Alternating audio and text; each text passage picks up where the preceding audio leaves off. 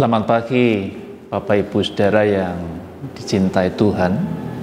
Firman Tuhan yang pagi ini akan mendasari seluruh perjalanan kehidupan kita saya ambilkan dari Kisah Para Rasul, pasalnya yang kedua, ayatnya yang ke-44 yang berkata begini: semua orang yang percaya tetap bersatu, dan semua milik mereka adalah milik bersama.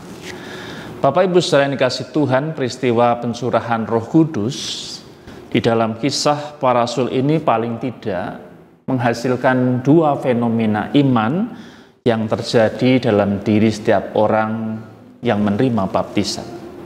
Yang pertama, saudara, dikatakan bahwa semua orang yang percaya tetap bersatu. Menarik, saudara, bahwa karya Roh Kudus ini menciptakan dan mendorong sebuah kerinduan akan kebersamaan. Kebutuhan akan penyatuan itu begitu kuat di dalam satu kasih Kristus.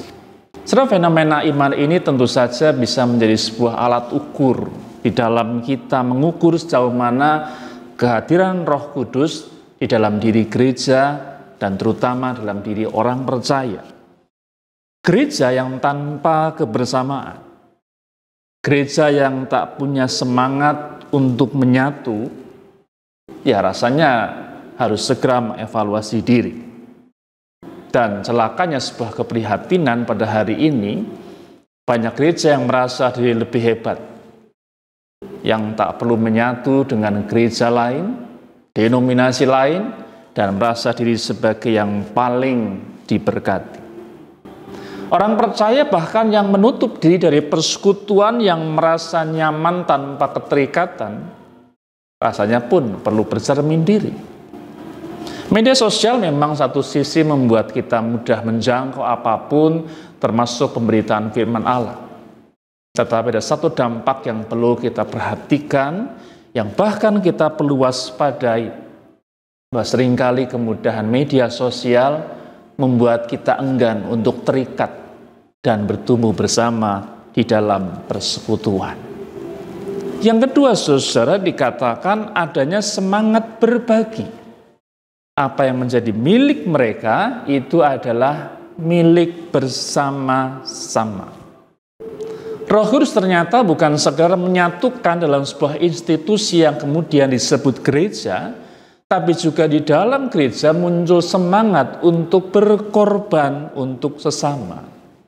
Sebenarnya bukan hal yang aneh bahwa hari ini kalau bicara Roh Kudus, maka fenomena yang luar biasa itu yang seringkali menjadi titik tekan. Jauh dari hal-hal yang biasa, bahkan yang biasa itu seringkali kita klaim bukan karya Roh Kudus. Tapi ingatlah, satu hal yang mula-mula, bahwa pekerjaan Roh Kudus itu juga berkarya mengubah hati setiap orang percaya. Hati yang tertutup menjadi terbuka, hati yang angkuh itu menjadi hati yang rendah, hati yang kaku menjadi hati yang sedia untuk dibentuk.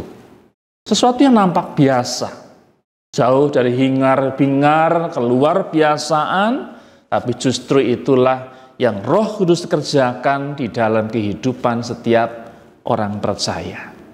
Saling berbagi itulah fenomena kehidupan di dalam Roh Tuhan. Karena memang sejatinya Yesus sendiri pun menghendaki itu terjadi dalam hidup orang percaya. Bukan semata-mata sebagai sebuah kewajiban, tuntutan moral ataupun agama, tapi harus menjadi sebuah mentalitas, karakter hidup orang yang mengasihi Tuhan. Yesus pernah berkata, saat aku lapar, kau memberi aku makan. Saat aku haus, kau beri aku minum. Saat aku kedinginan, kau beri aku pakaian. Saudara, semua itu tentu saja hendak Tuhan tekankan pada soal mentalitas dan spontanitas. Ketika seorang percaya dipenuhi hatinya dengan kuasa Roh Allah, maka semua yang nampak di matanya adalah pandangan dan pancaran kasih Allah yang harus segera direalisasikan. Maka pertanyaan yang sederhana, sudahkah karya Roh Allah itu hadir dan kita sambut dalam hidup ini? Hari ini Bapak Ibu akan menghadapi banyak karya Roh Kudus di depan kita. Bersediakah kita menjadi bagian dari karya Allah untuk bekerja menyatukan dan mengubah hati banyak orang? Mari kita berdoa. Terima kasih Bapa untuk karya-Mu dalam Kristus dan Roh Kudus yang selalu menyatukan kami dengan Bapa dan mengubah setiap hati kami. Biarlah hari ini menjadi hari di mana kami peka dengan pekerjaan dan suara Roh Allah, supaya di mana kami ada, pergumulan apapun yang kami hadapi, biarlah di situ Roh Allah bekerja dan turut bekerja dalam kehidupan setiap kami. Terima kasih Bapa, terima kasih. Di dalam Engkau saja kami berdoa dan mengucap syukur. Amin. Tuhan memberkati saudara. Amin.